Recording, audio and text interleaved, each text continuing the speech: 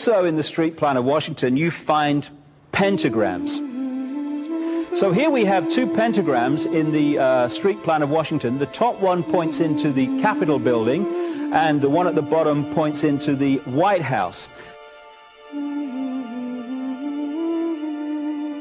This is a political building, so we're told. In fact, it's a temple to a secret society, built by the Freemasons to a specific design, Congress, the Congress building.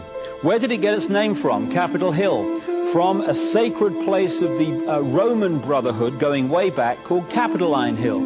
And when Madeleine Albright, high priestess of this brotherhood, became Secretary of State, and she went across on her first overseas visit to Europe, she actually went to Rome and made an official visit, what for her would have been a pilgrimage to Capitoline Hill in Rome, and that's where we get Capitol Hill from. This is George Washington. In the last century, they decided they didn't have a decent statue of George, so instead of getting an American to produce one, they ordered it from Italy, from Florence. And when it arrived on the dockside, people were staggered, because here was George, the first president of the United States, depicted naked from the waist up with this cloth over his Bill Clinton's, and then pointing up one arm, pointing down the other. What's going on? Unless you realize where these people are coming from, it's inexplicable.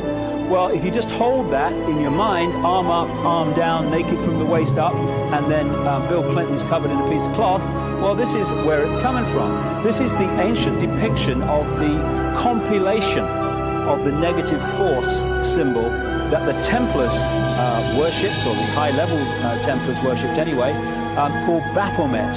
And this is why that they depicted George Washington in that way.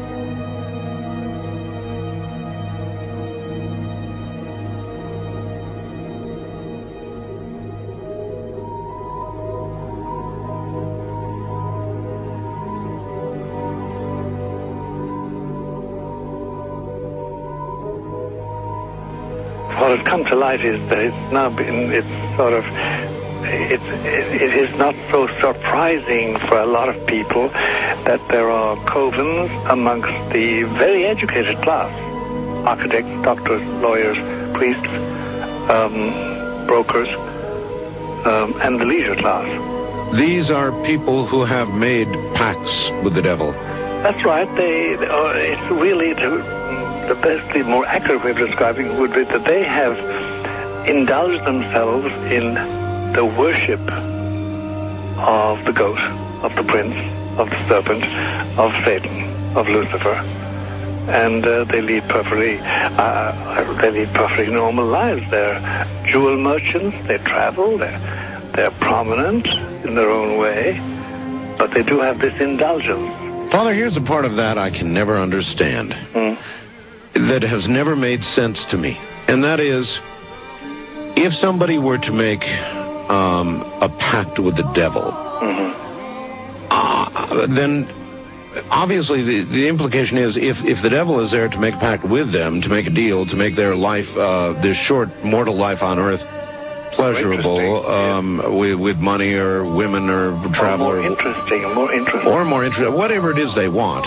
Yes. Then they are aware of the presence of the devil, and they are obviously aware then of the presence of God as well, and they nevertheless make a conscious, stupid, short-term, blind choice to take what they can get in this lifetime. And I just to embrace one, you must embrace the other. It's not like it's some wishy-washy person. I know you do. It is a very not easy to understand, except when you talk with them, when they let their hair down and peel grapes, as we say, and when they're on their way to being cured of what or healed is the proper word. You find that there's an exhilaration and a satisfaction which is both sensual and sexual and mental when they really indulge in Luciferian worship. There is a peculiar exhilaration. Like a drug, then? Yes, it's a peculiar exhilaration. And of course, the godly instincts in us all, the angelic in us all, because we all have something angelic and something godly, besides everything else, a lot of other negative things, that is quenched.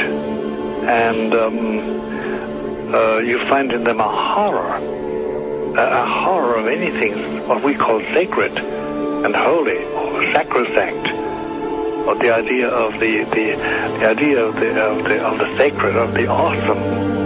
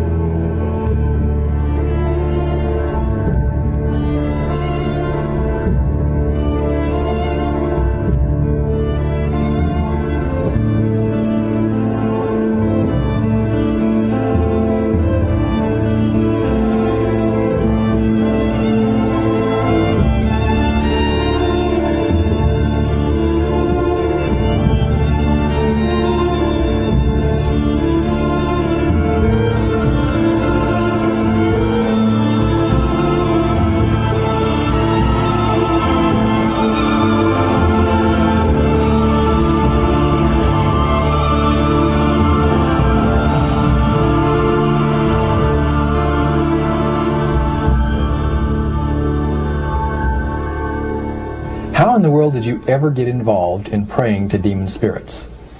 A fellow that had been on a particular ship with me, he told me, "Hey, I got something fantastic to tell you." He said, "I am affiliated with people that speak with the spirits of the dead. How would you like to talk to the spirit of your dead mother?" And I was shocked. I was shocked. He said, "You wouldn't be afraid of talking to the spirit of your dead mother, would you?" Well, I said, "I'll tell you what, I would have to give that some thought, because it's something I never thought about before in my life." Most of us probably haven't. A little afraid of something like that. Well, he says, you know, it's written all over your face. You're afraid of going to a seance. But he says, "I know you. He says, you're going to come."